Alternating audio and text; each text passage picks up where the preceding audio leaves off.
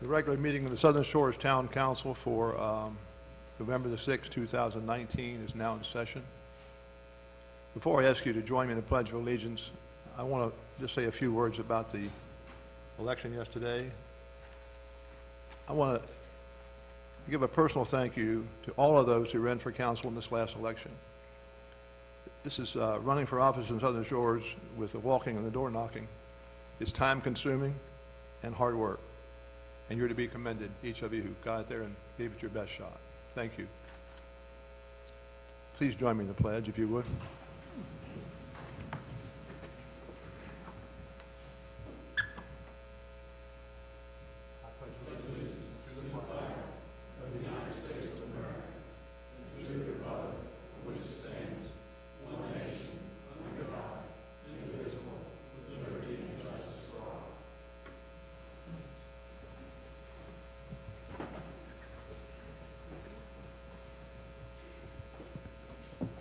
Thank you. Please join in a moment of silence.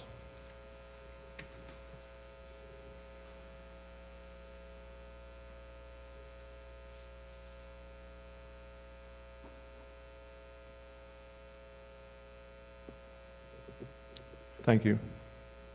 Council, I need a motion to approve the agenda, or if anyone would like to make an amendment, please advise. I'd like to make an amendment. Yes, sir.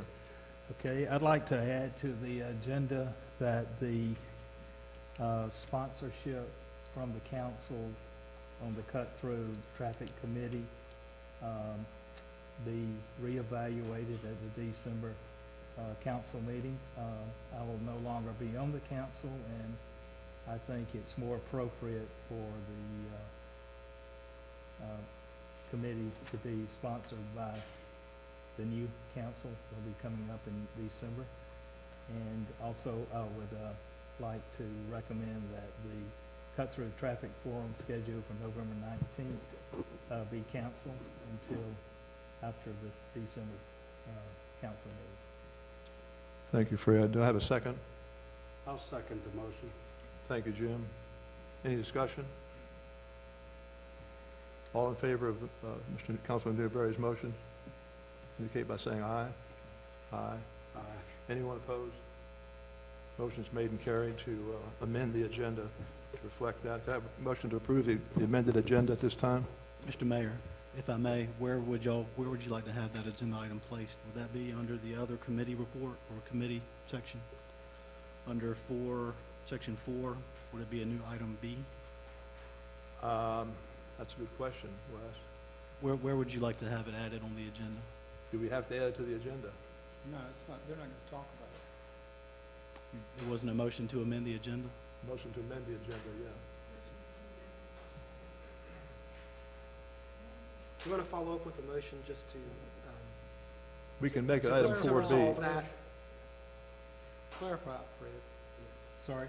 Clarify it. Okay, I'll make a motion that a new council sponsor for the cut-through traffic be appointed at the December council meeting. Do I understand, it should be a motion to amend the agenda to take the vote Okay, later I'm on? amending the agenda. I thought it was pretty clear, but if it's not, I'm amending It's not on. the But- agenda Right. to sponsor another council member to the cut-through traffic committee at the December meeting. Does that make you happy, Chris? I'm good. We're just trying to determine, It's been amended to have a discussion somewhere right, on the agenda. where on the agenda would you like to discuss that? Okay, let's go back. All right, let's amend the agenda to discuss the cut-through traffic committee at item 4B. Thank you, sir. You're welcome. Sorry for the confusion. Thanks, Fred. I was trying to simplify it. Yes, I'll sir. Sorry. still second that. Thank you. Still pass that. And y'all want to vote again? Everybody in favor? Aye. All right. Now we've got a new item 4D for discussion later in the meeting. At this time, I'd ask council for approval of the consent agenda. So moved. Second? All in favor? Aye. We have a consent agenda approved, council. Thank you. This time, I'd like to call on Teresa Osborne, our finance person, to give us our presentation this evening. Good evening, Teresa. Good evening. I'm here tonight to present the results of your June 30th, 2009 audited financial statements for the town of Southern Shores. The town has received an unmodified opinion on its financial statements, which is the best opinion that you can receive, and this is outlined on pages 1 and 2 of your financial statements. This confirms that the financial statements are presented fairly in accordance with generally accepted accounting principles. Additionally, there were no significant deficiencies or material weaknesses noted, and this is outlined in the internal control report on pages 54 and 55 of the financial statements. I'm not going to review the entire report with you tonight. I understand I stand between you and a basketball game that's coming up. So I have actually, if you can believe it, got all 55 pages of that report consolidated on one sheet for you tonight. Good work. So I just want to let you know, just to go over the results of the general fund for fiscal year 19. Revenues exceeded expenditures by $344,361. And you can see that in the second column of the spreadsheet that I gave you. 509, it's made up of two different amounts. About 592,000 of that went into the unassigned portion of the fund balance, and $257,000 came out of the capital reserve fund portion of the fund balance. Ad valorem taxes increased last year about 1%, which added about $34,000 to your revenues. Occupancy and sales taxes were strong for the town and for the county last year, even though there was a small reduction in these revenues for the town of Southern Shores due to changes in your proportionate share of the tax levy compared to the other towns. There was a small increase in land transfer taxes. There was also a significant increase in investment earnings due to higher earning rates and invested balances. If you look at the third column of the spreadsheet that I gave you, again, we talked about $344,361 being added to total fund balance. The other changes to fund balance are, the most significant thing there is the $1,325,614 that you used from your total fund balance to balance your 1920 budget, to fund that budget, and that includes the South Dogwood walkway. Your unassigned fund balance at the end of the year was $4,173,321, or 70% of your annual general fund expenses. The town has a $1,750,000 working capital fund balance policy, so after you subtract that, your fund balance is well over that at $2,423,321. The town doesn't have any traditional debt like loans, but these statements do include the town's actuarially determined liability for post-employment benefits like pension and retiree health insurance. You can see these liabilities detailed on page 37 of the notes to the financial statements. Although the liabilities for the law enforcement officer special separation allowance and the retiree health insurance are required to be reported in your financial statements, there is no funding requirement, meaning you are not currently required to set any funds aside. I will let you know that local governments in North Carolina are starting to fund those liabilities. There's probably about 10 local governments throughout North Carolina that have started to fund those liabilities. So just pointing that out for your information. Overall, the town ended the year in strong financial condition, and I would like to thank the staff for their assistance with the audit, and I'm happy to answer any questions you have. Council? Thank you, Teresa. Okay. Very much. Good report. Thank you. Y'all Very have a good positive. night. I'm glad to hear it. Thank you. Thank you.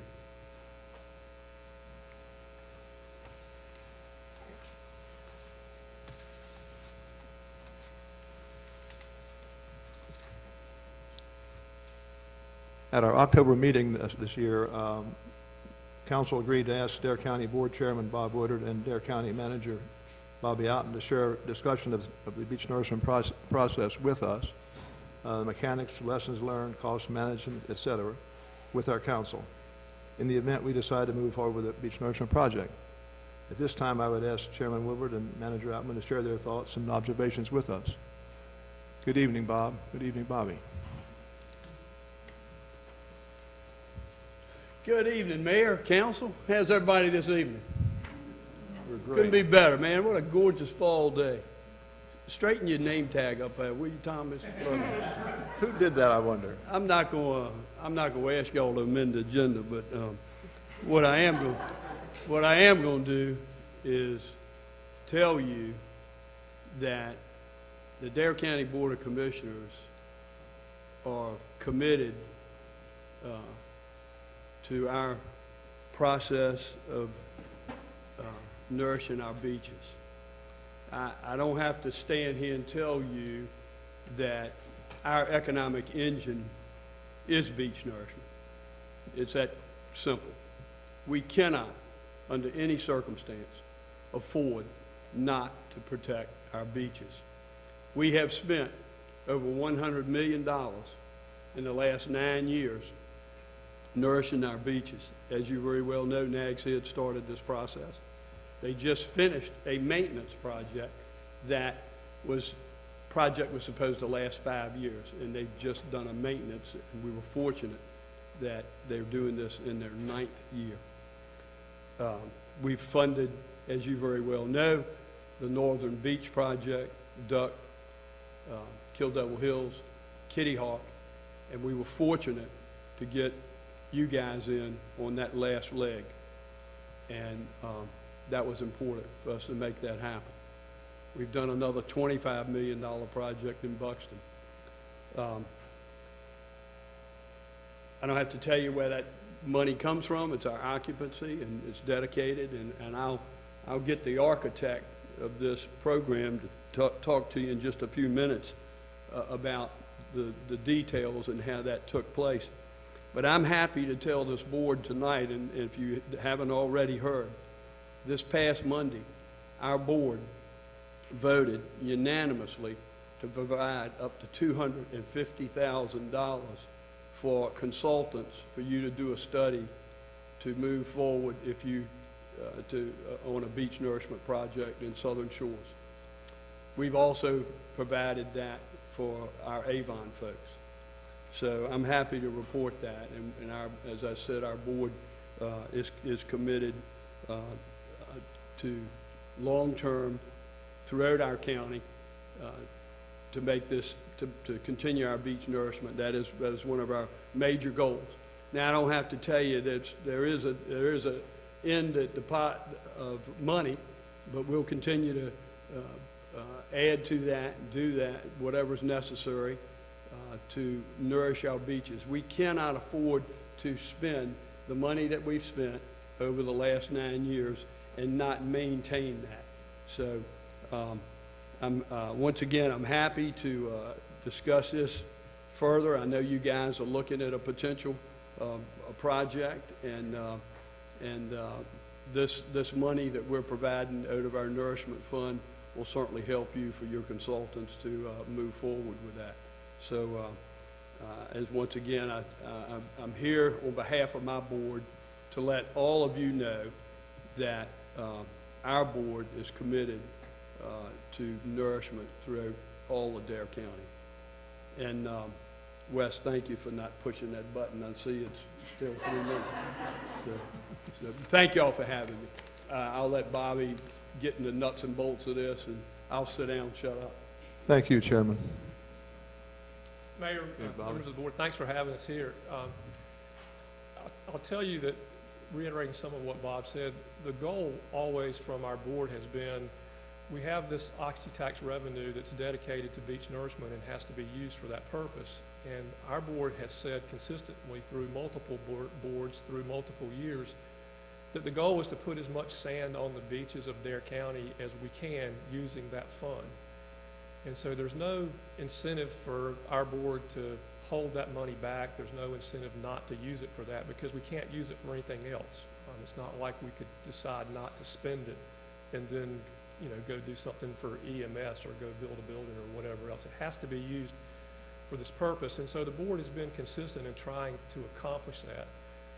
I'll give you a little bit of history because the history sort of sets the table for how we got to where we are. Back in the 80s, there was a project. It was the federal project, and the federal project was for about 10 miles of beach. And at that time, the feds were paying for beach nourishment projects, and it was intended that they would pay for a bulk of that, 75%, I believe, of that project. That was for almost all of Nags Head, and several miles of Kill Devil Hills were in that project. Easements were acquired for most of that project, and the planning was done. The Corps of Engineers had done the engineering work, and it was permitted, and it was ready to go. But the feds never put the Fed cost share in the budget, and so for years and years and years, through multiple administrations of either party, it didn't matter, that project was never funded at the federal level, and so the local match and the state match were never used to cover that, which was the intention of that beach nourishment fund early on, was to fund that project.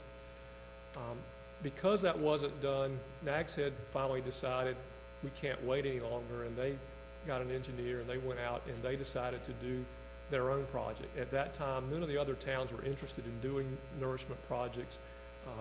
Everybody was asked, and nobody was ready or willing or even had decided that, yeah, they thought it was a good idea or a bad idea. Nags Head decided it was a good idea, and they moved forward with their project, got their project rolling, and came to us and said, okay, what's the county going to do? How are you going to fund it? At that time, we weren't prepared to give them the total fund, and so there was a negotiation, and it went back and forth, and the end result was it came out at about 50% or maybe a little more of the funding of that project was paid for by Dare County, and then Nags Head created a service district and taxed their citizens for the balance of that project. And so that project went along and was built and was successful. Almost to the day that it was finished, we had a hurricane, and I can remember driving up there to Jeanette's Pier on the morning of the hurricane, and the beach was still there, and the hotel that was there on the corner that its pool was about to fall in the ocean was still there, and there was no water in the road, and there was no water in the parking lot. And so it was easy to see that that project was a success, and I think the other towns saw that and decided maybe this is a good idea. And so Kill Devil Hills came to us and said, we think we're going to do it. Duck came to us and said, we think we're going to do it as well. And so we began planning on how we were going to fund those projects. Through that process, Kitty Hawk had some flooding issues in between on Lindbergh Street, and they were really more concerned about how to do something on the beach that prevented the overwash from flooding between their highways, because they don't have as much oceanfront infrastructure as some of the other towns. And so they wanted to get in on the project too. And so we sat down and we were trying to figure out how to fairly allocate the funds that we had in our fund to them. We went to Southern Shores at that time and said, Southern Shores, we're about to go through a process to allocate our funds. Where are you in beach nourishment? What do you all want to do? How do we account for you? How do we make accommodation for you? And we were told that Southern Shores at that time was not interested in the project, and we should move on. And so that's what we did. So we worked with those three towns to try to figure out how to allocate it, and we went back and we looked at how we had done it for Nags Head. The easy thing would be to say, okay, we did this much for Nags Head, we'll do this much for the towns, but the fund wouldn't support that. You couldn't do 50% of all of those other projects. There wasn't enough money in the fund. And so we went back and we started looking at a per cubic yard rate for sand to see if that would work, and that didn't work either. Part of the problem was the tax base is so small in Kitty Hawk, there's almost no way they could fund a project. And the consensus of the towns and the county was that it didn't make a lot of sense to do all of these projects, have these beautiful beaches, to have Jim Cantori standing in Kitty Hawk saying the beaches are all gone, and Nags Head's, the beaches on the Outer Banks are terrible and the storm destroyed them. So we had to figure out how we were going to do Kitty Hawk as well. We went and looked at a per foot cost to try to do the same thing, and that didn't work very well either. So we went back and we looked at how much did Nags Head tax its taxpayers. And if you took the amount of money that Nags Head spent out of their coffers on their project, and you divided it by their taxpayers or their tax base, it came out to about 7.85 cent or something like that. So if you taxed everybody in Nags Head 7.85 cent, you could generate enough money to pay what Nags Head paid in their share of the project. That's not what they did. They taxed the service district, 27 cent or some number like that, and maybe the rest of the town a penny or something. I don't remember what their breakdown was, but if you had done it that way, that's what it was. And so we said, well, what if we apply that formula to the other three towns?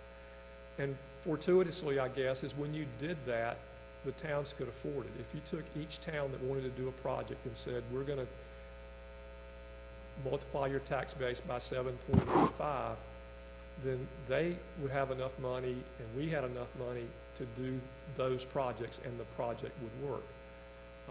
When we do those projects, we're looking at several things. One is we're looking at the construction costs, obviously, but we're also looking at maintenance, and we've got actuaries to come in and do modeling for us, and we're on, I don't know, version 27 or something of those models.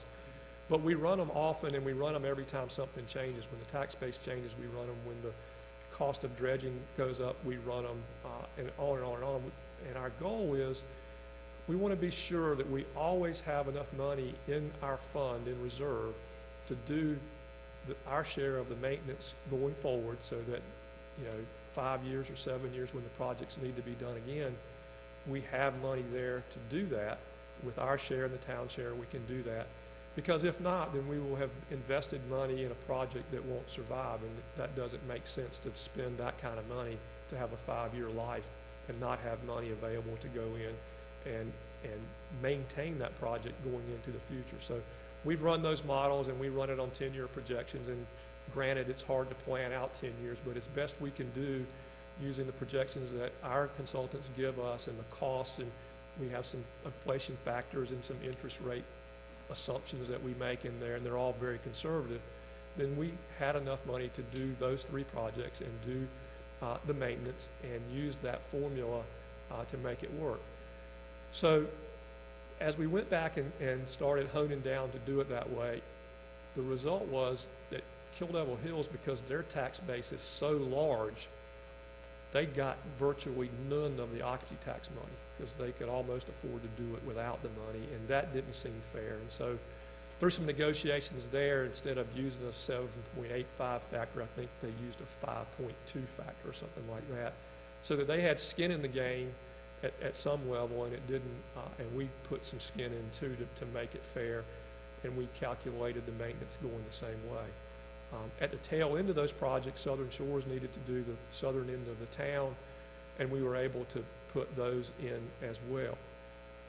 One of the things that we did to make all of that work was we couldn't have 3 and then 4 towns bidding at the same time, because theoretically you could have 4 different low bidders trying to get dredges on the same sand source to do 4 projects at the same time, and that was untenable. And at the same time, the local governments would have been paying mobilization costs, which are expensive to get them down. In a small project like Southern Shores, the mobilization would have cost 5 or 6 times more than the project. And so the county agreed to be the contractor. We went in and we entered the contract on behalf of all of the towns, and we we bid it out, and we had one contractor. We did indemnity agreements back and forth. We were doing that as a consideration to the towns, but the towns were responsible for the communications to their citizens. The town was responsible, for their share of the cost. The towns got to call the shots with the contractor in their town. So when you had a problem that you needed to resolve, the town resolved that the way the town wanted it. The county didn't resolve those things for the towns. We simply handled the money. Our goal was we brought in the money, we entered the contract, we paid the money out when you told us they were authorized to get the payment, and you all handled the logistics, because the way you might want to do it might be different than the way the county might want to do it, and the way Kill Devil Hills might want to do it would be different than the way Duck wanted to do it. And so we did that. And the towns all handled their citizens and their communications when the complaints came about the pipes on the beach in front of their cottages and all that. Then all those communications went through the towns to handle, and they did. And so that was the basis of the deal. The last parameter in our model was we had to have a fund balance in that model beyond the maintenance cost. To leverage these funds, everybody borrowed money. We borrowed money for we assumed a 5-year life and hoped for a 7, but we assumed a 5-year life and we borrowed money for that 5 years and we paid it back in 5 years. The goal is we were pretty confident the projects would last 5 years, and we didn't want to have outstanding debt on a project when we got ready to do maintenance for the next project. But we also needed to leverage the money to make it work, and so that's how we did that.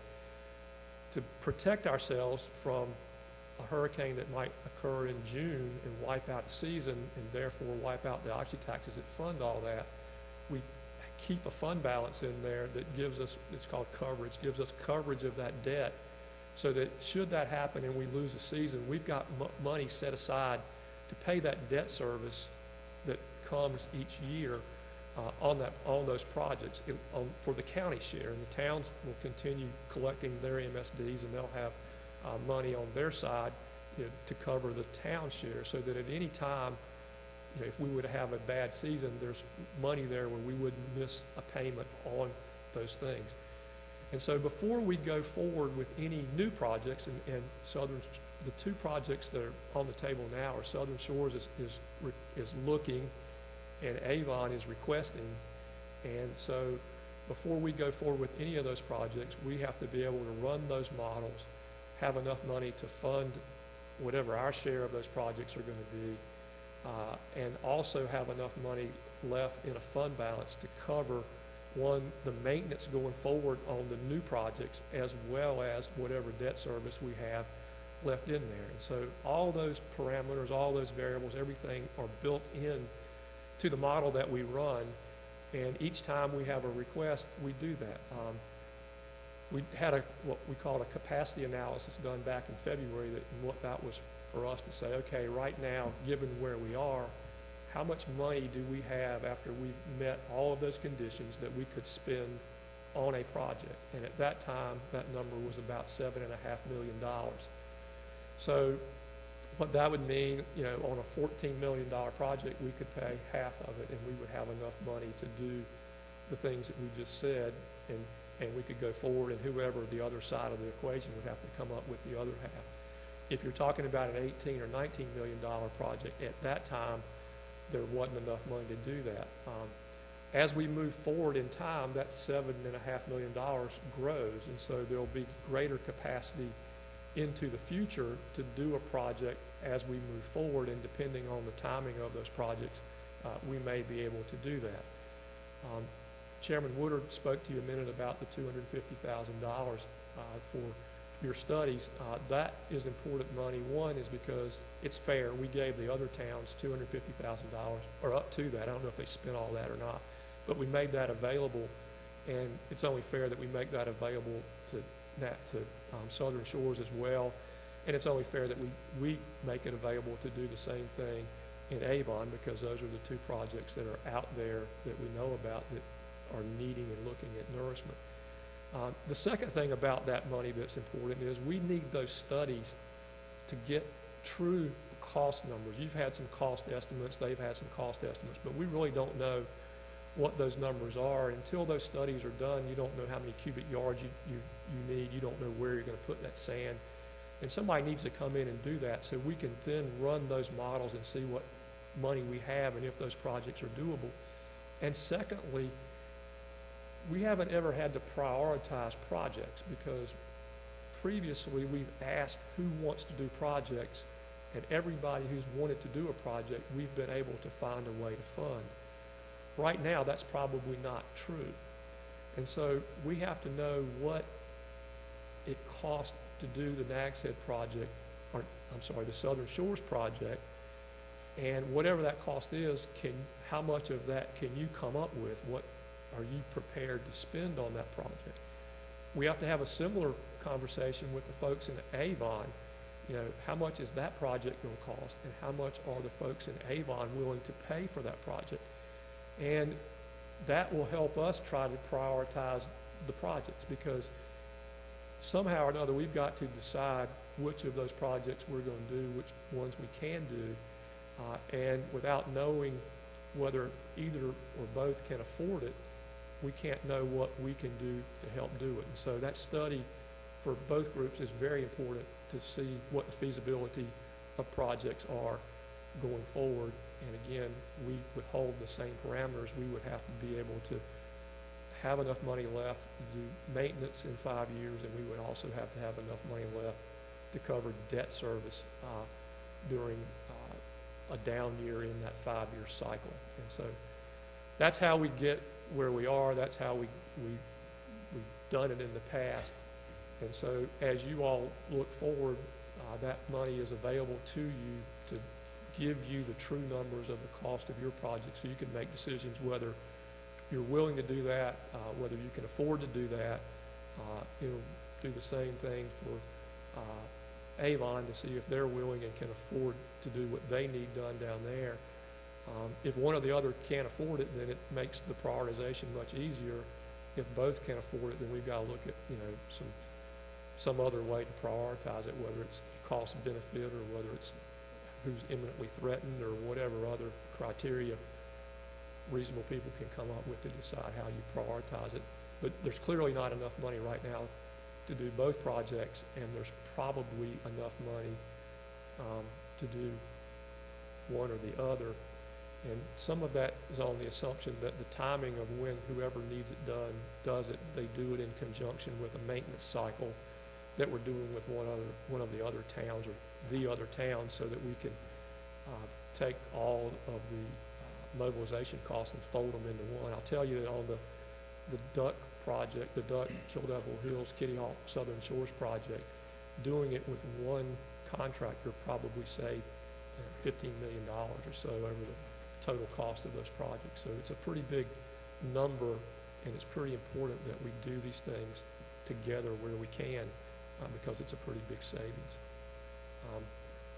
That's sort of Beach Nourishment 101 from Dare County. I'm glad to answer any questions. I don't know what else you're interested in about that, but that sort of gives you the history, how we got where we are, how we do it going forward. And again, I'll answer any questions that you have now. And if you go home tonight and think, golly, I should have asked that, then give me a call. I'm glad to talk to you about it anytime. So are there any questions?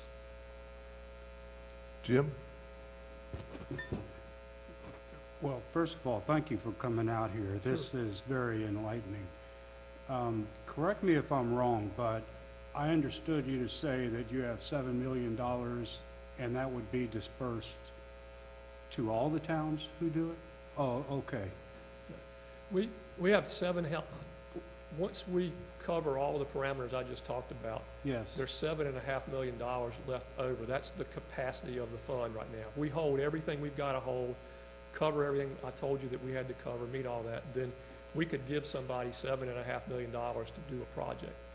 And so with that $7.5 million would have to be enough money to pay for the project, to keep a reserve there for that, coupled with what, I'll just use the town. If the town of Southern Shores did it, and we were still at $7.5 million, then that $7.5 million would have to be enough money to cover the cost of the project. That with the town money would have to be enough to set aside a reserve for that debt service, and that plus the town money would have to be enough to save for the maintenance that we're going to have to do in 5 years on that. And so depending on the size of the project, the number of cubic yards, how big you want to build your dunes, all those kind of things, and how late you do it as that fund grows would determine whether there's enough money there to afford to do a project or not. Okay, thanks.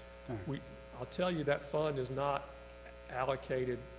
We don't sit on the money waiting for somebody that says they might do it. So if Southern Shores needs to do beach nourishment, we're not sitting on the money thinking that one day somebody else somewhere might want to do it while Southern Shores falls in the ocean. That's not how it's been done in the past. So as there's demand for that money, if we have the money, our board has been committed to using that money to put sand on the beaches, because that's what it's for. Thank you, Bobby. We're at that point right here in this particular time where we looking at our beach, we think we need to have it nourished. Our surveys show that. We're a little bit short on survey data. As you know, we've had blanks there many years. We have another survey scheduled for this coming spring. The project estimates that we had for from our engineer were in the 14 to 17, 16 and a half, $70 million, whether we bought the Hugo or the Cadillac, but they're basically more sand was more money. I'd like to see us make a decision on this, not tonight, but between now and Christmas time, whether to move forward with it or not. I don't know that we can make that work, but I think we can. How much pressure is on us to make that decision more quickly than that, or is it, do we have a month to play with here? You have more than that, because we're gonna want your study that says you need this many cubic yards, that's the whole point of us allocating Right. those funds. And it's gonna take them more than a month, I promise you to do that. And similarly, we're gonna need to engage the same study in Avon, because at some point, we've got to make a decision as to which project we're gonna do, and we've got to have all the data for both of those Right. projects to make a rational decision on which one takes the priority. Thank you. Any other questions? Well, it's just, the other towns have already had nourishment projects done, so they're in the maintenance project. Correct. So they're already in there, so we're not looking at Kitty Hawk, Kill Devil Hills, or Nag's Head coming in and saying we've got a project to do, because they're already involved in the process. Am I reading that right? Correct. You're not competing with them for the fund. We believe we've got funds set aside to do their maintenance going forward, so that you're not competing with those projects. And the only part we had that's would be maintenance would be whatever it was, 2,500 feet north of the pier from Kitty Hawk. The small project we did 2 years ago. Oh, today, yes. Yeah. Today, that's in. When we did that project, we calculated in the maintenance and the debt service coverage and all that for that project, just like we did the rest of them. So that 2,500 feet is in the model and remains in the model going forward. Right. Thank you. Let me say something, Gary. I think it's important to point this out. Our good friends in D.C., this is how much we've had to rely on ourselves to do this. I can't say it enough, this is our economic engine. But what is so important now with these projects in place, with Nag's Head doing their project recently, I want to say it's north of $40 million. We had 12 million county in it. They were able, from a previous storm, once they've had this engineered beach and they've lost that sand, they were able to apply for FEMA, and they got an additional $14 million out of FEMA to fund this maintenance, along with our 12. So you do the math, and they made up the difference, Gary. So that's critical moving forward, and we have been told that we'll get some funds from the feds. We're working with them now with the amount of post-storm damage that we had in Buxton. So that's critical down the road, X number of years, that finally, that'll help when it comes into tapping into maintenance project. That leads me to one other question. Donna Creef over there is leading the Complete Count Census Committee, and she has stated that the importance of accurate census data is, helps determine how much municipalities, states, and everything get from the feds.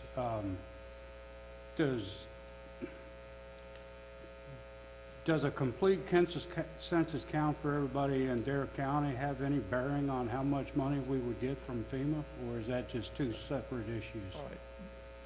Fed funding is two things.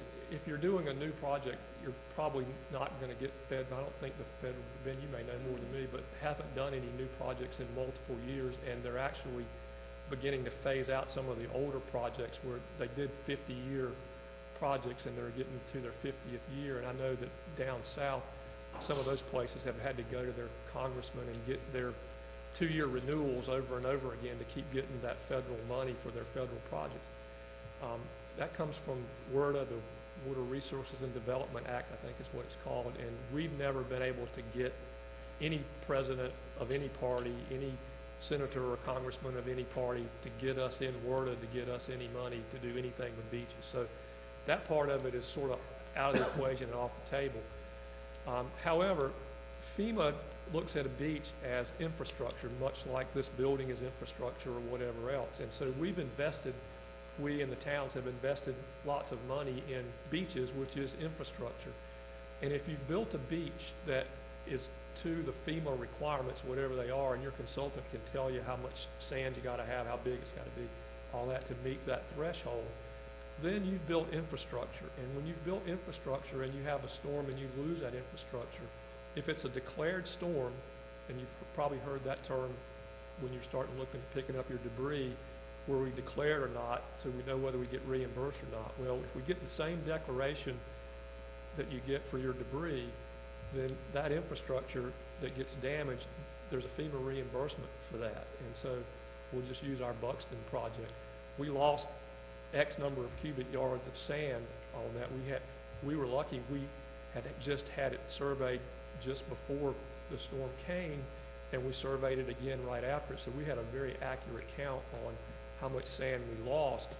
And FEMA is going to reimburse us, it looks like, for that loss. And so we've moved up the maintenance project there because they have some timelines when we can use their money, but they're going to pay for a significant amount of what needs to be done back there to get that beach back out to pre-storm standards. And also we can do that and get it back to original standards, and we can do it with one mobilization. So we've saved a bunch of money, and that savings we get means that we can put more sand out there for less price. And so FEMA will do that. Now, is that forever? Nobody knows. You know, the model assumes that we're going to be on a 5-year schedule. If a beach like Nags Head holds up for 7 years or 10 years, then that improves the model and improves the fund and means we have more money available to do things with. But the model doesn't take into account if you lose a third of your beach and it's not FEMA reimbursable, you're going to have to wait till that 5-year comes to get to that money, because if you move it up, then you've cut everybody else short, and you can't do that to the other beaches. And so there's some juggling that has to be done, but the assumption is, and right now it's been working, is that FEMA reimburses, and they reimburse Nags Head and they reimbursed us as well. So that is an important part of this. So the FEMA disbursements are or are not tied with that census They're related? not, they're basic. Okay, They have nothing okay. to do with that. Okay, It's just like if the town hall got knocked down, then you could get some FEMA money to replace that infrastructure. okay. Same thing. One other question as relates to timing. As I recall from my meeting back in February, we were talking about a time frame of 2002 or 2003 for this next project. 23. Yes, I think that what we would like for you to be able to do is, if you're going to do it at the same time that we're doing the maintenance projects for Duck and Kill Devil Hills and Kitty Hawk. And I think that's, I meant 20,000, 21, 22. I meant 2023, not, yeah, not 22, is that right, Wes? 2023. 2022. So yeah, that would be the schedule that we would try to get you on. Yeah, okay. And so, again, that means you got to move pretty quick to get your study done and get your consultant working on your permits and all that. I think we're contracted with our financial people to get involved as far as how we pay for it on our side. Okay. We're working on that, so that's the next step for us to take. Anybody else have any questions? Yeah. Further questions? No, but on an aside, don't feel bad about your wrong dates, because the auditor had us 100 years in the past. She referenced 1920 as opposed to 2020. So Well, she's not here don't feel anymore. bad. You want to ask a question, please? Yeah, if we decide to finance some of our portion of beach nourishment debt, as Tom said, we got a financial advisor that's going to give us some information. Are there county staff that have already done, assessed these kind of scenarios with other towns that we could get that information Are as you well? using Carter and Associates? Is that? Yeah, they're the ones that did that model that I'm talking about, and they're the ones that represent all of the towns, as a matter of fact. So all of that financial information, they would put it together, and they're gonna go back, and when we plug Southern Shores numbers into the model, they're gonna run that model and tell us where we are, what we can afford, what our capacity is. Okay, thank you. So we're all working from the same page that way. I think that's better. Any further questions for Mr. Allen? May I ask one question? Sure. You certainly If may. you don't mind. Can you clarify, you say another study done to tell y'all or show y'all what exactly we're proposing or what our project would consist of? We've already had one consulting firm prepare a study and give us estimates. Is that not sufficient? And you're saying the 250 could be used for hiring your contractor? Or? No, if you've already done it, then you don't need it. Okay. What we're looking for is, we want you to say, here's what our cost is gonna be, so that you've got a $14 million dollar project, and that's what you're saying your cost is gonna be. We wanna plug that in to our formula and see how much of that we can afford, given the parameters we talked about earlier, and then tell you how much you gotta come up with, given that.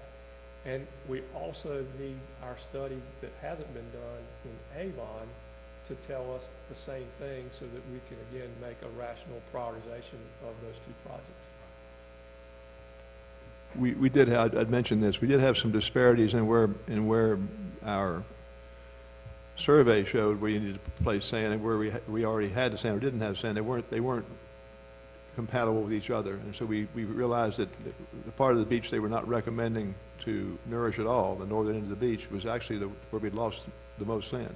Again, But the sand was still there, but it was too far offshore to be any benefit to the beachgoer.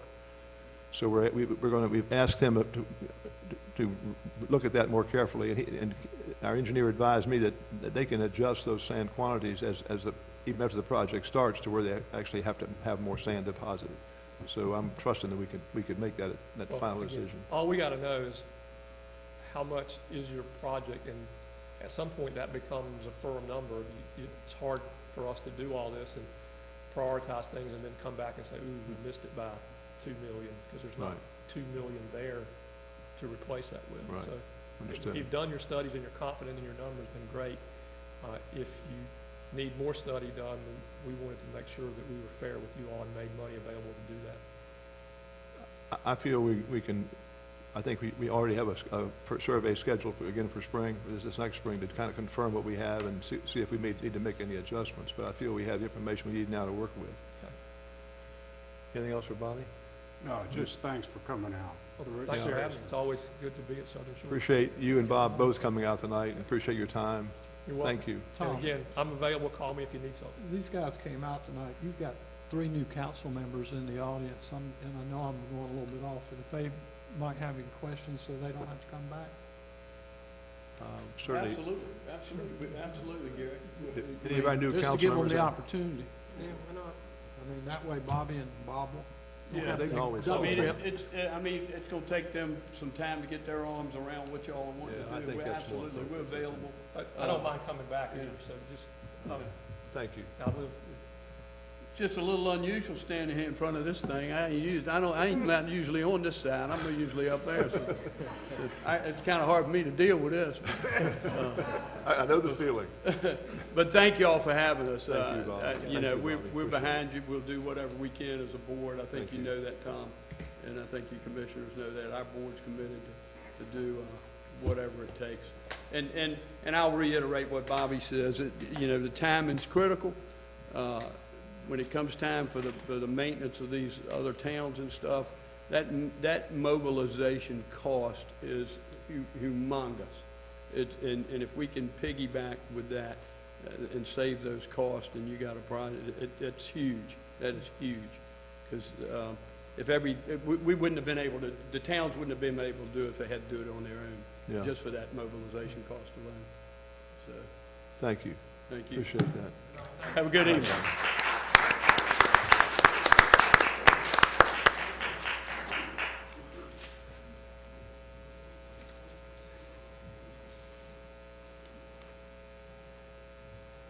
This time we'll move on with staff reports. our planning director. Wes? Thank you and good evening, Mr. Mayor, members of the council. Have a brief report for y'all tonight with respect to planning and code enforcement inspections. There were 12 zoning permits issued in October, 37 building permits issued. Those consisted of 5 single-family dwellings, 2 addition remodels, 5 remodels, 2 repairs, 5 accessories, and 18 others. There are currently 15 single-family dwellings under construction in the town, and the total amount of fees that was collected in October was $20,165.10. With respect to the town planning board, they will be meeting on November 18th, and the purpose of the meeting is to discuss the town's current requirements for retaining walls, and may continue its discussion of the town's current building height requirements for banks, depending on what action is taken here tonight. Any questions? Any questions, council? Thank you, Wes. Thank you. Our police chief, David Cole. Good evening, David. Good evening, Mayor, members of council. The October 2019 Police Department's report. We had a total of 1,607 calls for service. Compared to last year, there was 1,397. The incidents that you'll see, which are, many of those are crimes that were actually reported. You can see we had 3 assaults, 2 breaking and entering, 2 larceny, 2 vandalism, 4 were drug related. We had 1 driving while intoxicated, also an alcohol related one. 5 were traffic related, and we had 1 unattended death for a total of 21 incidents. Under the criminal arrest, we had 4 arrests for the drugs, 1 for the driving while intoxicated, and 1 for the alcohol violation, as well as the 4 traffic, for a total of 10 criminal arrests for the month of October. We had a total of 3 motor vehicle accidents.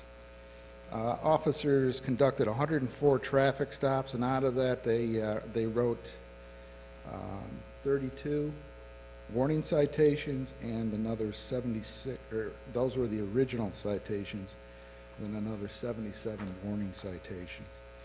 And we had 2 under parking in the right-of-way local ordinances. I also hopefully have a couple of pictures. All the officers, with the exception, I think, of 1, because he worked the midnight shift, all participated in the Kitty Hawk Elementary Fall Carnival that was held last Saturday. It was very well attended, and the officers had a good time interacting with the kids, and they liked climbing in the Army truck. You had the big truck there, didn't Yeah, well, we had to lift them up. It was a pretty tall truck. But they had a good time, and the officers did too. So, and that's a picture of one of the lucky winners of one of the bikes that we raffle off as well. And that's all I have, unless you have any questions. Thank you. Thank you, Chief.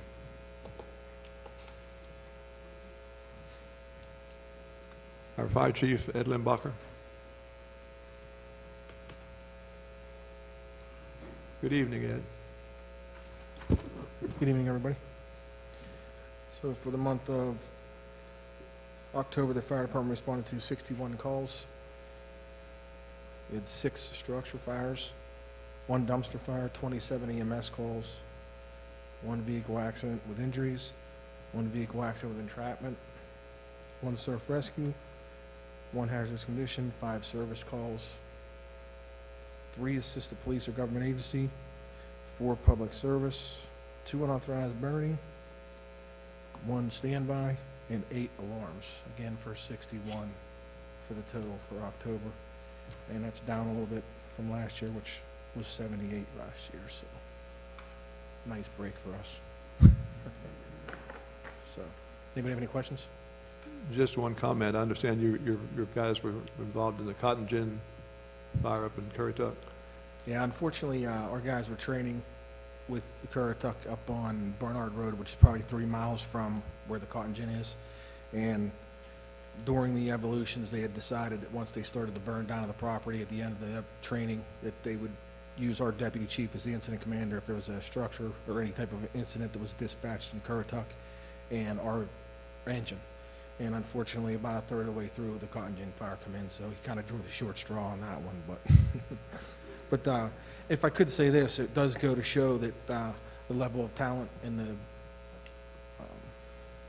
how they see our department, that they put someone in charge of something like that, because that's a pretty big incident. And like I said, unfortunately, it's good experience. So every fire just builds his experience level, as does mine. So it just helps us if we get structure fire here. So Thank you, Chief. you're welcome. Any questions for the chief, anybody? Thanks again. The interim town manager's report. Thank you, Mayor. Have a brief report for y'all tonight with respect to interim town manager position. First, I'll report on Hurricane Dorian, where we stand with that. The town's debris removal contractor, Southern Disaster Recovery, and the town's monitoring contractor, Thompson Consulting Services, concluded debris pickup generated by Hurricane Dorian on October 29th. The preliminary estimates show that 610 loads removed 27,740 cubic yards of vegetative debris, and that 2 loads removed 25 cubic yards of C&D items. Our preliminary estimate of the total cost incurred to the town as a result of Dorian is about $554,000, which will all hopefully be reimbursed by FEMA by providing 75% and the state by providing 25%. Town staff has initiated the public assistance process, and you all tonight approved one of the first required documents to start that process in the consent agenda. With respect to beach nourishment funding, this was touched on earlier. DEC Associates has begun running models for funding a potential beach nourishment project in the town, and they will be prepared to present preliminary numbers and options for council to consider in the next couple months. I'm not sure if it'll be December or January, but once I know something, I'll be sure to pass it on to y'all and we can get that on the agenda. With respect to town buildings, code deficiencies that was provided in the facilities assessment, a local contractor has been reviewing the assessment, and he will be on site this coming Friday to look at the buildings so that he can provide us with an estimate for bringing the buildings up to code. Once we have an estimate, we will prepare and release a request for proposals and begin the process of hiring a contractor to complete the work. And lastly, I'll touch on capital street projects. The town engineer is still in the process of finalizing the East Dogwood Trail and the Dewberry Lane street projects, and surveying is underway for the Hillcrest Drive street project. Once plans are finalized, we will notify the property owners along each street so that they're aware of the projects and have an opportunity to provide input or ask questions about those projects. That concludes my report, Mr. Mayor. If y'all have questions, I can try to answer them. Any questions for Wes, council? Thank you, Wes. Thank you. Town attorney's report. Mr. Mayor, I don't have anything in particular to report tonight.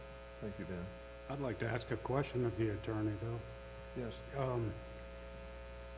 Recently, the council approved I think it was a $50,000 budget amendment for increased attorney fees this year, which were, as I understand it, in large part due to some of the legal actions taken by citizens against town staff or the town. Can you give us a status update of where those cases are? The only case that's pending with the town representation being involved is Ms. Smuts' appeal of the Board of Adjustment hearing, where she appealed a zoning permit issuance by the town.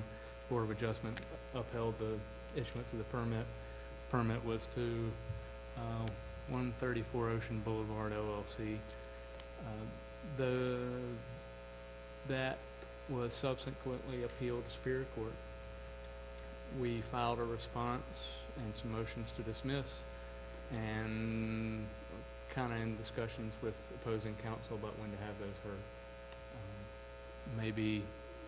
Maybe in December, more likely to be in the next 6-month term between January and May of next year. There's an admin session on the 19th where all the cases for the district are on the 18th and 19th considered by senior resident judge, and he kind of schedules everything out for the next 6 months. So if we don't come up with something between us, he'll probably tell us more on that on the 19th. Okay, so there's nothing in Wake County that you have to travel to? Now, the Wake County matter is the appeal of the CAMA permit, and that's related to 2 properties, not just one, and the state, the Department of Justice is Okay, handling that appeal. That one went to it's called the OAH, which is the Office of Administrative Hearings. It did kind of what the Board of Adjustment did here with the zoning appeal, and then they appealed that to Superior Court, and they appealed that to the Superior Court in Wake County.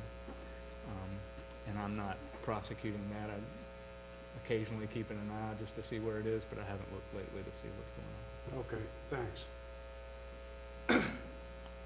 Thank you, Ben. Yes, sir. This time, we'll move forward under item 4, council committee reports. I call on Mike Fletcher, Chair of the Exploratory Committee for a potential branch library, for his report. Good evening, Mike. Good evening, Mr. Mayor. Could you put on page 1 of the summary? Yeah, that's a good start. I'll let you know when we need to move forward. Council members, Mr. Mayor, folks. We were introduced here a minute ago, but just to give folks a little bit of background, mostly I'm going to be covering the survey data that we provided, but just to give a little context for everyone. We were chartered in the summer by this council to explore the possibility of a library branch in the 158 corridor. We broke down to 3 different areas of work. Simple discovery. We talked to the folks in the Able Marl system and so forth about what libraries do, get a little background. We also did site discovery, so we would look for specific sites that might be options for a library branch. We looked at several. We have narrowed it down to essentially one really good option, and we're working. I'm not going to talk about that tonight, but because we're still working on specific numbers to get hard numbers of this is where it is, this is how much it's going to cost. I hope to have that ready by next month's meeting. Can't guarantee that yet, but we're working on trying to get essentially hard numbers so that the councils, I already talked to the Kitty Hawk Council on Monday regarding the survey, and I'm going to be talking to Duck in their December meeting. But again, we want to give hard numbers on, here's the site, here how much it's going to cost, but that is still pending. So the survey was run through the month of October. There were 407 responses. Again, this was a voluntary survey, which, from a statistical standpoint, it's not random or representative necessarily. So you have to take that as a grain of salt as far as, again, the type of survey that it was. If you look at the page 1, there were 14 questions on the survey. This was done again using SurveyMonkey on the internet. And simple question. The simple question: are you interested in having a library? And 79.61% answered in the affirmative, which I take to be a rather positive number. Could you go to the next page, please?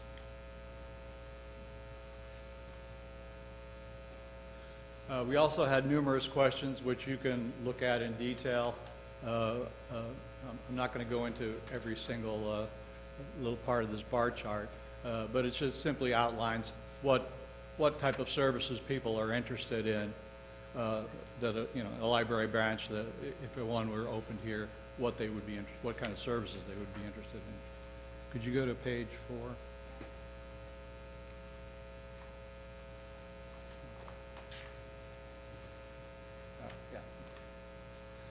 Again, this question, would I use the library more often? As some of you may know, the closest one is in Gildova Hills, and then you have to go all the way north to Corolla to get another branch. So there's a fair amount of distance between, parts of, especially Duck and other areas. So this kind of question is important. You know, if it's closer, will you use it more often? And the answer was largely in the affirmative. 75% said yes. Go to, I think, page 9, I think. Again, there's a lot of detail here that I believe you have in your packets and so forth. And it's also on has it been put on the website yet? I didn't actually check. But it will be on the town website so that all the citizens can review the data as well. Could you, keep going.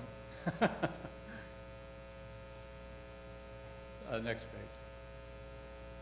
I think, yeah, 9 and 10. Here, this is, again, this is the kind of data that we saw, you know, as far as, you know, what kind of services that you want. Next page. Okay.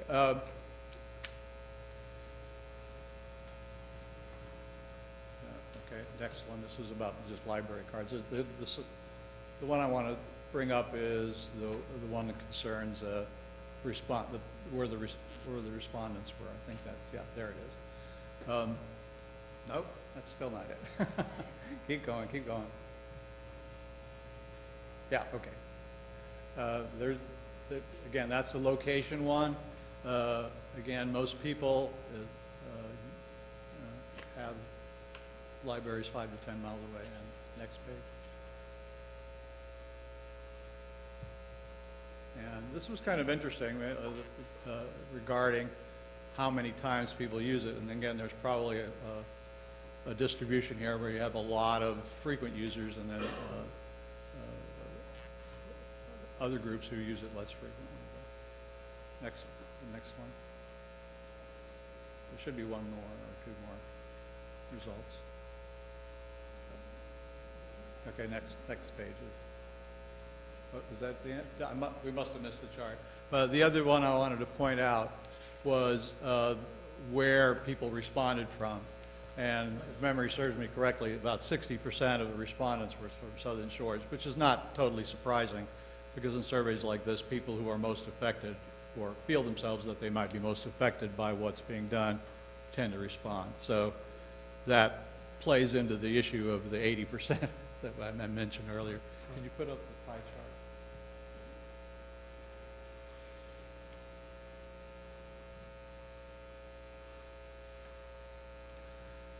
There was also a comments section. I believe there were 120 total comments. Many of the responses dealt with multiple issues. This is not quite as positive as the other one, but it did show, the areas of concern, both pro and negative, regarding, that were tabulated in the comments section. And again, convenience and quality of life, one of the major reasons for, and of course, cost concerns were one of the main con reasons. As far as some people considered it to be redundant, that we have a library that's relatively close in Kildilla Hills. The zero sum were the people who had concerns that if we had a branch here, it would take money from other parts of the library system. Zero sum kind of argument. That pretty much concludes the data. Again, hopefully, again, this should be all on the website for everybody to review, including the verbose version of the. If anybody wants to look at the 120 responses, they're free to do so. Hopefully, again, we'll be talking to you in December, or new members, I guess, some of you, and with the site proposal, essentially. That is all I have. Do you have any questions? Any questions, Council? I only have a comment. Y'all have done a phenomenal job. Absolutely. I mean, I was surprised at how quick and productively some of the members of the committee hit the ground. I mean, I'm being redundant. Y'all have done a great job. Thanks, Jim. Thank you, Mike. Appreciate it. All right, thank you. Good job. Since we amended the agenda, we have an item B under council council committee reports. Did you want to say anything else on that particular issue, Fred? I'll just briefly repeat what I was saying earlier. I think that since I will not be on the council after the December meeting, that it's appropriate to appoint another council member to sponsor and sanction the cut-through traffic committee. In addition, I think it makes sense to ask the chairman of the committee, Tommy Carroll, to cancel his meeting that he's planning to schedule, or forum as he calls it, on the November 19th date. And as the advisor, you're going to advise him of that, right, to cancel that Yes, meeting? I'll advise him. All right. Any further discussion on that, council? Was that a motion then? Okay, I'll make a motion. You can just, oh, I'm sorry. If you want me to be clear, I would like to make a motion that at the December regular council meeting, that a new council member be appointed to sponsor the cut-through traffic committee. Do I have a second to that motion? I'll second the motion. Any discussion? I'll call for the vote. All in favor of the motion made by Mr. Newberry, indicate by saying aye. Aye. All opposed? Only one opposed. Motion was made and carried 4-1. For the record, who opposed, Mr. Mayor? I opposed it. I opposed it. Is there a second motion you had to make for Ed or not? I'm sorry? I think we've covered all the motions we had to make on that, right? Okay. Need a motion for that, too? I don't think so. We're covered with canceling the committee. All right. Thank you. This time I'll call, ask for general public comment.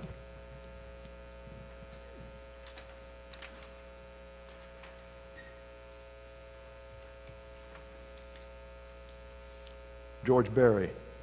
Good evening, George.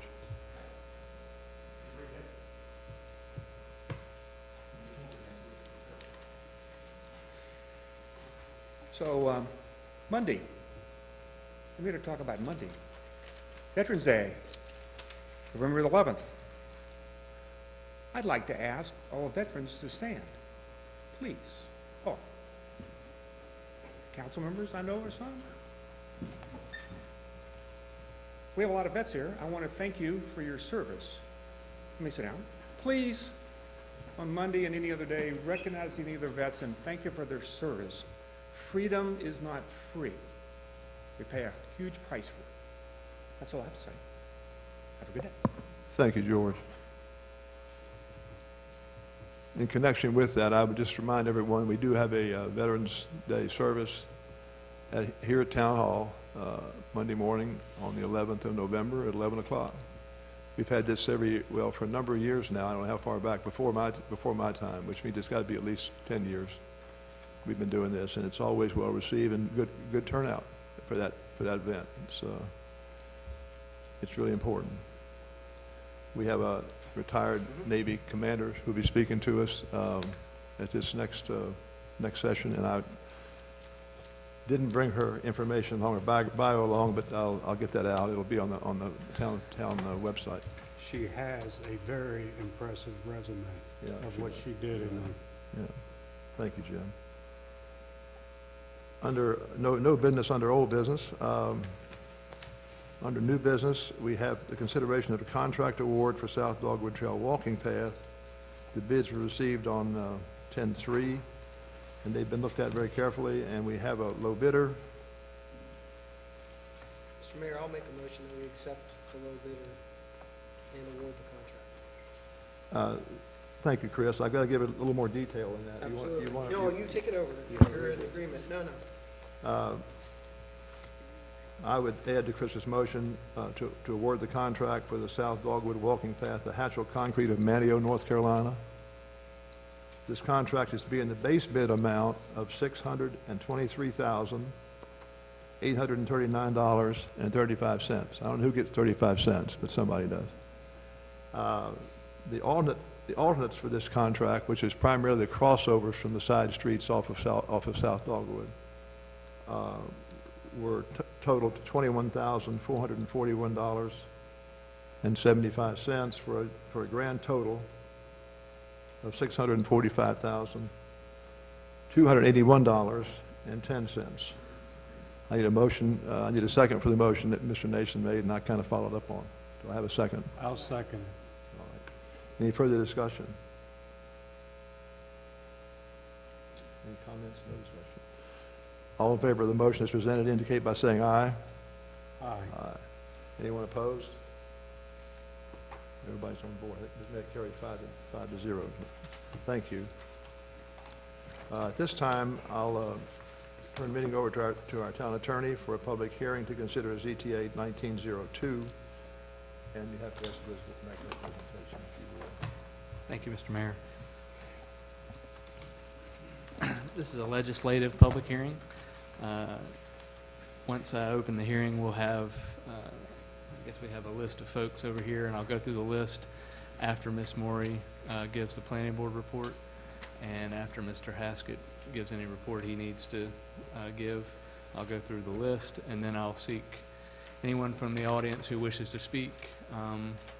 We're not going to put an absolute 3-minute limit on it, but if you can keep it concise, that would be great. So I'll open the public hearing to consider ZTA 1902 zoning amendment application submitted by the town of Southern Shores to amend the town zoning ordinance by amending the town's building height and fill requirements. And Ms. Morey, or you or Wes, whichever one y'all would prefer. Thank you. Good evening, Ben. The next agenda item you have before you is ZTA-1902. This is a request from the town of Southern Shores, and it's a request to amend the town zoning ordinance by amending sections 36-57, 171, 202, 203, 204, 205, 206, and 207. At the October 15th, 2018 Planning Board meeting, the board unanimously voted to table a recommendation on ZTA-1808, which was an application submitted by Fencing Company Incorporated to amend the town's building height requirements. The board also agreed at the time that the issue needed to be addressed following more research and discussion. In that case, the applicant chose to move forward with a public hearing, which is held by the town council on November 7th, 2018, and the town council unanimously voted to send that ZTA back to the board. The board began discussing potential amendments again to the town's current building height and fill requirements at the July 15th, 2019 Planning Board meeting. The ZTA is an attempt to amend the town's current building height and fill requirements based on the input discussed and requested by the board. The proposed language includes the following proposed amendments. It removes the top plate and lowest corner requirements from all zoning districts other than the RS1 zoning district. It establishes a new height calculation requirement for all zoning districts. It establishes a new requirement for banks with decorative cupolas or watchtowers to have frontage on US Highway 158 and not to be located in the Martins Point ETJ area. And lastly, it establishes a new definition of fill. With respect to the town's land use plan, policy that is applicable to this ZTA is Policy 2. And with respect to a recommendation, town staff and the town planning board have determined that the amendments are consistent with the town's currently adopted land use plan. The town planning board unanimously, 6-0, recommended approval of the ZTA at their October 21st, 2019 planning board meeting, with the exception of Part 8, Part 8, 6B, which the board will continue to discuss at their November 18th meeting. So with respect to the proposed changes, going back to the bulleted list, the bullet number 3 that states establishes a new requirement for banks. The board was not inclined to make a recommendation, or to include that in the recommendation at that time, so they are requesting that, or recommended rather, that the ZTA be approved as proposed, except for Part 8, 6B, which they will discuss further. That concludes my staff report, if y'all have any questions. Any questions, council? I'm sorry, Ben. It's all right. I don't see any questions. Ms. Moore? So we gathered input from stakeholders developing the changes that are in front of you tonight. We had multiple discussions amongst board members. to come up with what finally we passed unanimously.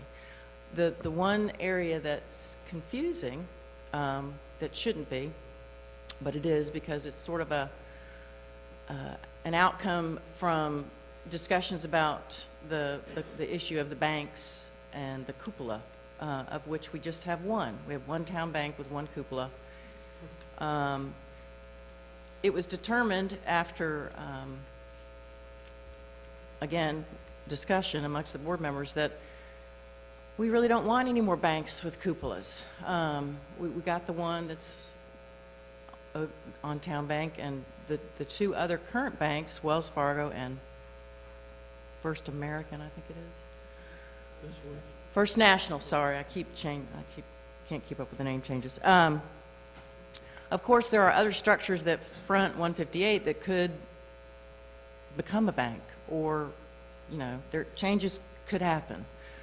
So what we'd like to do is for you, council, to please pass what we've recommended and let us work to refine the language for the bank and cupola.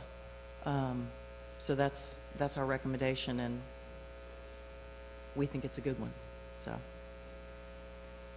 hopefully that helped. Any questions? Any questions? Thank you. Thanks. And the only person signed up is Mr. Neal.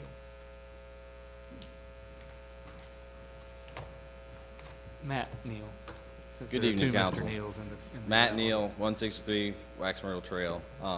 Ms. Moore and Mr. Haskett pretty much covered the basis on this amendment, but I worked on drafting, helping discussions about how it impact builders in the home building community. And there were a couple loopholes in the old version of height that had some unintended consequences. This attempts to clarify it, and I think Planning Board had some good discussions on it and involved the ETJ, and I think that was where they stumbled a little bit, was where they wanted to go with the cupola, but I would urge that you pass it, the rest of it as they recommended. So, thank you. Thank you, Mr. Matt. Does anyone else in the audience wish to speak to this public hearing? Yes, sir. If you could state your name and address when you approach the podium, please. Good afternoon, Mr. Mayor, members of the council. My name is Doug Bolter. I live at 5 Ocean View Loop. This amendment, which sounds sort of technical and has had a lot of good work put in it by members of the planning board and people from the community who have contributed, reflects a fact of life in Southern Shores that is somewhat new to us, and that is that, like many counties or towns in which it is nice to live and really a good community, the quantity and the number of lots that are available to build on is becoming fewer and fewer. As a result, builders and lot owners are going through more and more gyrations and struggles to try to make these lots buildable, the few that remain. When I lived in Northern Virginia, we saw something similar in relation to marine clay. It was thought for the longest time that you couldn't possibly build on marine clay, either because the technology wasn't there or it wasn't there at a reasonable price. As a result, nothing happened for the longest time, and eventually the technology was there, and lot prices, because lots were scarce, had gone up so much that people were willing to go through the gyrations to get the houses built on those lots. And then, of course, a few fell into the street because of the marine clay situation, but ultimately that's now deemed a fairly regular thing to do. So my concern with seeing this in Southern Shores, fortunately there is no marine clay here, but there are issues with trying to make non-buildable lots buildable, and this change to the ordinance goes some way to clarify requirements over what owners and builders can do. The planning board has generously decided to take some effort at the next meeting and talk about retaining walls, in that they are a way to sculpt or terraform, if you will, a lot that is a difficult lot, and the interest is, let's make sure we don't do something to existing neighbors that's not fair to them. So I commend the board for taking that action. I would also remind members of the council that some of the builders in the community, I won't mention a large one, but is very clever about having very good quality architects and engineers who can come up with very unique plans. And it's time to start thinking now about what Southern Shores needs to do so that we don't end up with a few of those unique plans before we can come back and get the ordinances passed to stop them. So the planning board is doing a great job on this, and I hope you'll kind of pay attention to how it works out. And I certainly recommend that you support the amendment to the code as proposed by the planning board. Thank you. Thank you. Is there anyone else in the audience who'd like to speak to this public hearing? Seeing no one, Mr. Mayor, I'll close the public hearing and give it back to you. Thank you. Thank you, Ben. Appreciate it.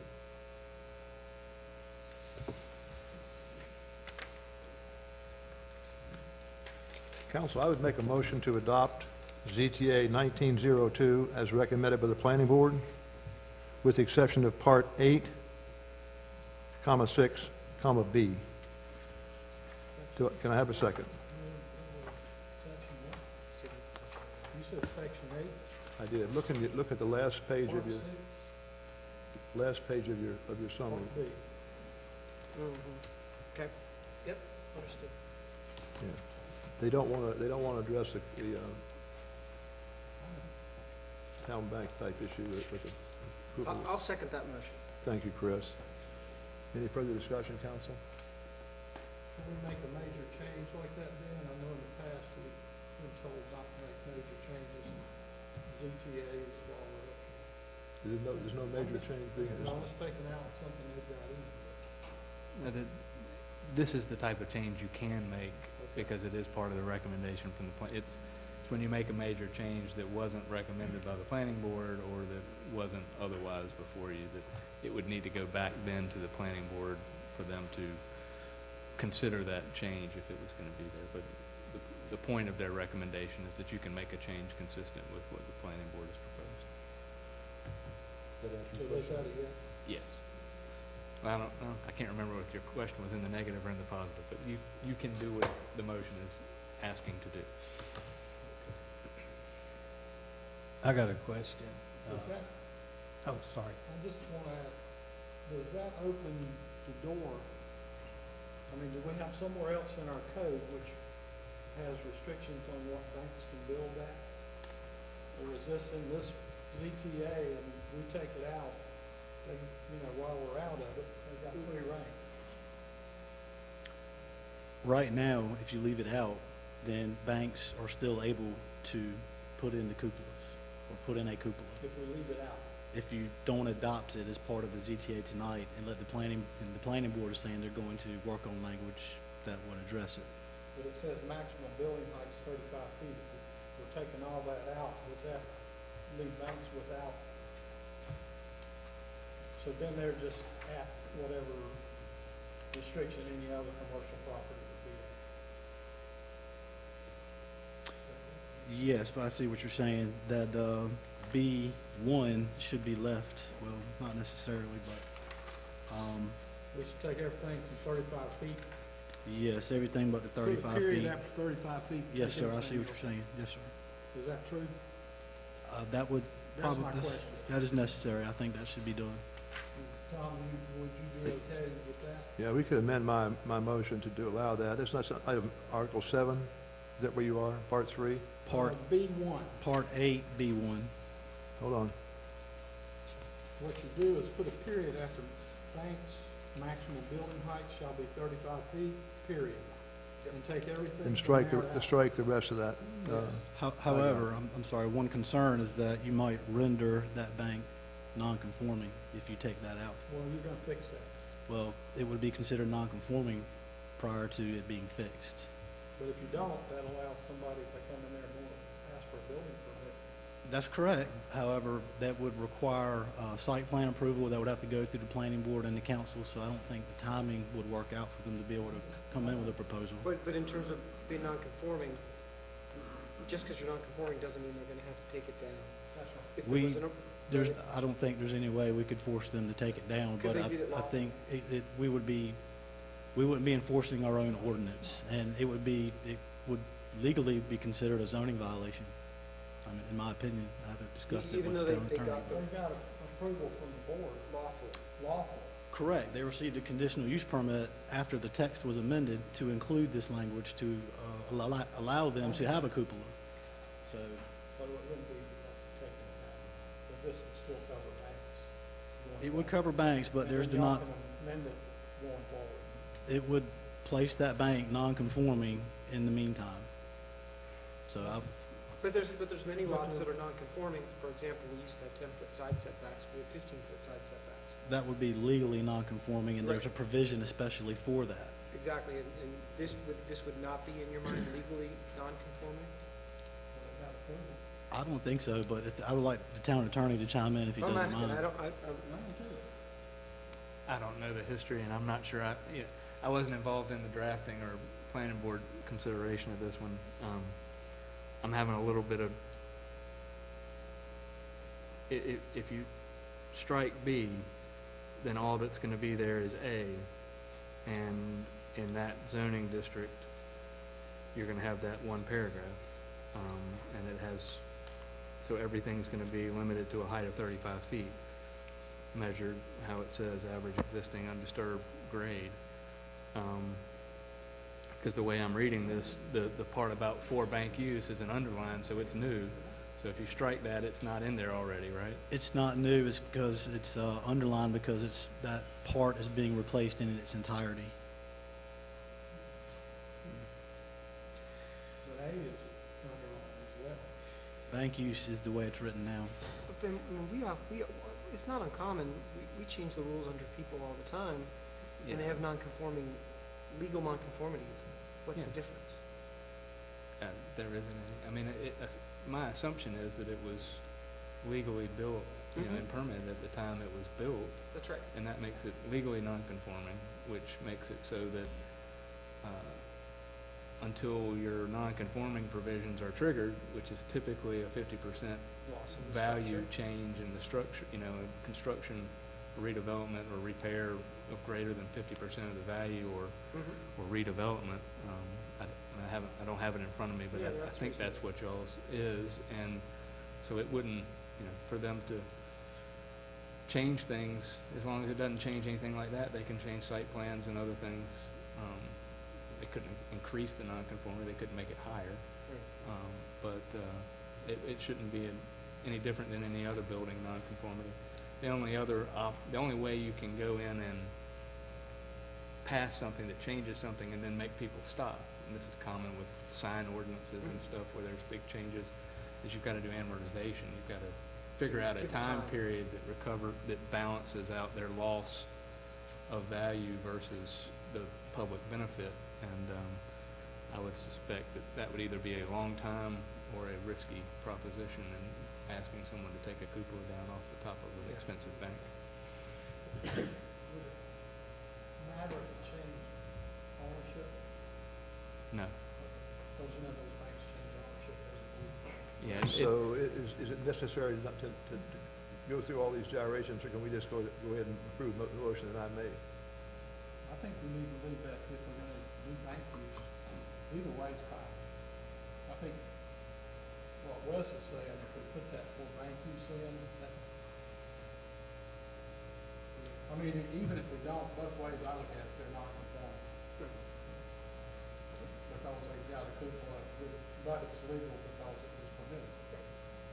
And nobody else can do it until such time as the planning board gets to look at it, and then they determine how they want to. If I may, if that's the case, if it's y'all, with the understanding that it would remain legally non-conforming, then you would not adopt the changes you wouldn't even adopt a B, you would just leave it at A, and the banks would be subject to a 35-foot height, just like the rest of the structures. Therefore, the way I look at that bank would become non-conforming anyway. But the truth of it is, if they were to build a structure and it was completely under 35 feet, there would be no cupola in there.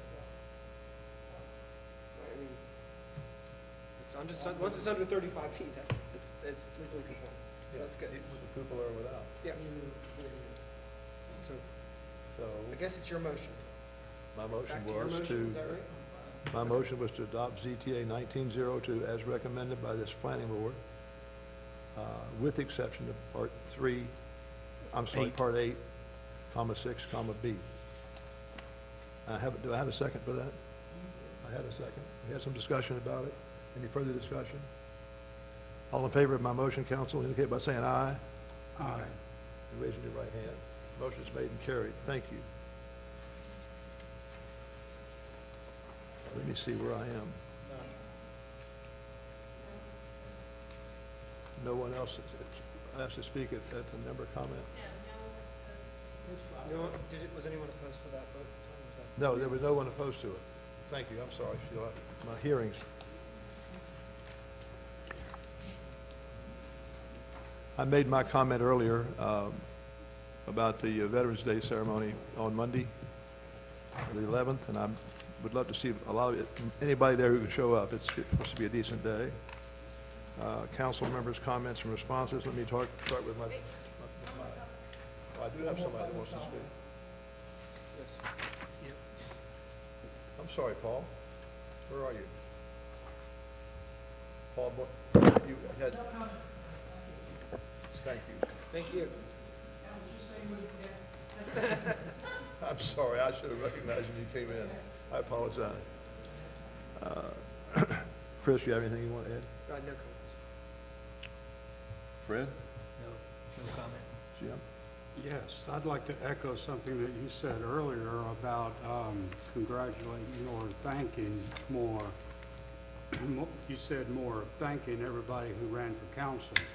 I think it's very important, but I'd use a different vernacular. And Teddy Roosevelt was known to be a very verbose person when he wanted to make a point, but he, to cut something down to its simplest form, he said something to the effect that you've got to admire the man who gets in the boxing ring, because he's willing to get in there and slug it out, and win or lose, he deserves our respect. And so I would really like to thank especially Mr. Newberry and the others for getting in the ring.